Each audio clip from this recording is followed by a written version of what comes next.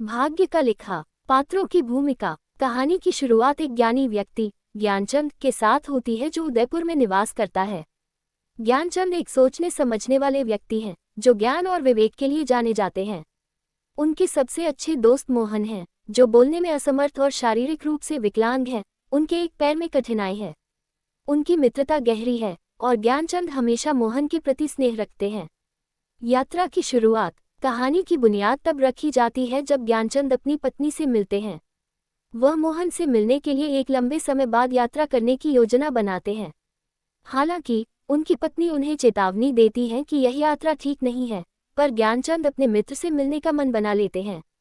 महाकाल से मिलन। ज्ञानचंद की यात्रा में उनकी मुलाकात महाकाल से होती है जो एक प्रबल और ताकतवर आदमी है। महाकाल का व्यक्तित्व रहस्यमय है और वे दोनों समय बचाने के लिए एक साथ यात्रा करने का निश्चय करते हैं। यहाँ पर महाकाल की भूमिका धीरे धीरे साफ होती है और यात्रा के दौरान उसकी असली पहचान उजागर होती है। अभाग्य एवं त्रासद घटनाएं। जैसे जैसे वे यात्रा करते हैं वे विभिन्न गांवों में त्रासद घटनाओं का सामना करते हैं। महाकाल ज्ञानचंद को बताता है कि ये सभी दुखद घटनाएं उसके साथ हो रही हैं क्योंकि वह यमदूत है, अर्थात मृत्यु का संदेशवाहक। ये सुनकर ज्ञानचंद का मन भय से भर जाता है। मृत्यु की भविष्यवाणी। महाकाल ज्ञानचंद को एक चौंकाने वाला समाचार देता है कि मोहन की मृत्यु निकट है और इसका कारण महाकाल स्वयं है। ये सुनकर ज्ञानचंद का हृदय टूट जाता है और वह अपने मित्र की जान बचाने की योजना बनाने लगते हैं।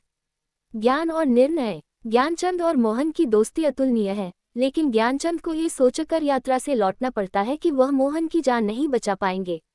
हालांकि मोहन उनकी ओर दौड़ता है अपने मित्र से मिलने की इच्छा में, लेकिन यही दौड़ उसके लिए दुर्भाग्यपूर्ण साबित होती है। कारण और परिणाम। ये स्पष्ट होता है कि मोहन की मृत्यु उसके ज्ञानचंद के पास पहुंचने के प्रयास का परिणाम है। यह एक त्रासद तथ्य है कि ज्ञानचंद अपने मित्र को बचाने की कोशिश में असफल हो जाता है। भविष्य की भविष्यवाणी। महाकाल एक और भविष्यवाणी करता है कि ज्ञानचंद की मृत्यु 6 महीने में फांसी से होगी। ज्ञानचंद इस भविष्यवाणी को सुनकर अविश्वसनीयता से भर जाता है, लेकिन वह इसे अपने भाग्य का हिस्सा मानता है।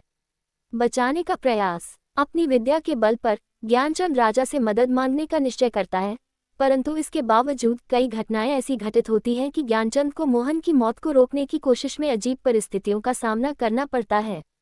त्रासद अंत में ज्ञानचंद को एक कपटपूर्ण साजिश में फंसाया जाता है और उसे मौत की सजा सुनाई जाती है। उसकी पूरी कोशिशों को विफल कर दिया जाता है और वह खुद को उसकी मृत्यु के निकट पाया। कहानी का यह मोड़ ये दर्शाता है कि कैसे भाग्य के सामने सभी मानव प्रयास बेकार हैं।